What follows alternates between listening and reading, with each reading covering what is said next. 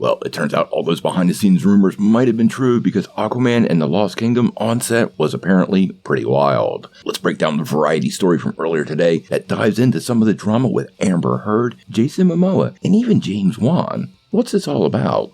Well, we've got a pretty interesting confirmation via Variety. As many of you know, Amber Heard has been at the center of some rather interesting news in the last year, specifically the defamation trial with Johnny Depp. Now, we've been constantly hearing rumors from on set, but earlier today, Variety actually chimed in with a news story, and apparently there really was a lot of shenanigans, and Amber Heard was indeed almost fired. Now, this information comes from a pretty curious source, because it seems like Johnny Depp fans paid the court fees for the release of the documents from Amber Heard's therapist. And in those documents, the actress claims that her Lost Kingdom co-star, Jason Momoa, actually tried to get her fired, dressed like Johnny Depp, and was intoxicated on set. Now, in the notes, she actually says, Jason said he wanted me fired, Jason drunk late on set, dressing like Johnny, has all the rings too.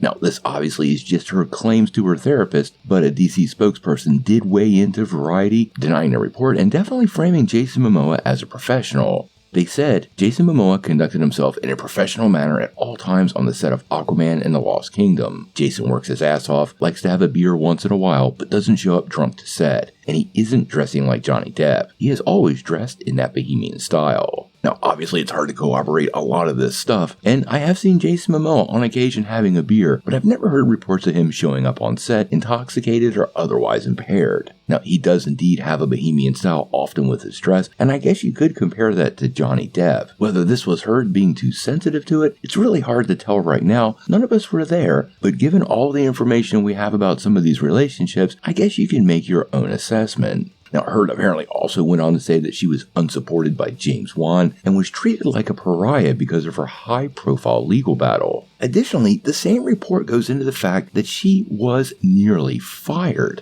and most likely would have been if not for her boyfriend at the time, Elon Musk. Now, apparently Musk sent a letter to Warner Brothers making it really clear he would utilize his money to have his lawyers burn the place to the ground. And because of this, WB apparently caved and did keep Amber Heard on as Mara. Now, according to Variety, the reason that Wan and the studio wanted to drop Heard from the movie was due to her lack of chemistry with Momoa, and it was completely unrelated to the Depp trial. Now, if you saw the first movie and Justice League, you know, well, quite honestly, their chemistry was not very good, and I totally understand why Warner Brothers might have wanted to shake it up. One of their sources actually said that Heard actually did a chemistry test with Momoa before securing the part and actually beat out several other actresses, including Abby Lee. Whether Warner Brothers would have turned to Abby or one of those other actresses, it's hard to tell. You have to wonder how bad the chemistry was with those actresses if they went with Heard. Now, this seems to fill in all the blanks about those behind-the-scenes reports we were getting during production, and also seems to confirm that her screen time has been significantly reduced. Apparently, there are 2 key scenes that were completely dropped, including an action sequence with Mara fighting Black Manta, and a love scene with Jason Momoa. So it does appear those reports of her having a very limited part in this film have now been confirmed. We still don't know exactly how big of a part Mara is going to play in the Aquaman sequel. Clearly, Aquababy was a big part of the trailer, and we suspect that classic comic storyline with Black Manta killing the child is likely part of this movie, and might even be used as a mechanism to write Mara completely out of the story, because in the comics, this actually caused the 2 of them to split ways. We're going to follow the Aquaman story pretty closely. We're counting down on the release in December, and hopefully this movie is finally a success this year for DC Studios. But we're going to have to wait and see.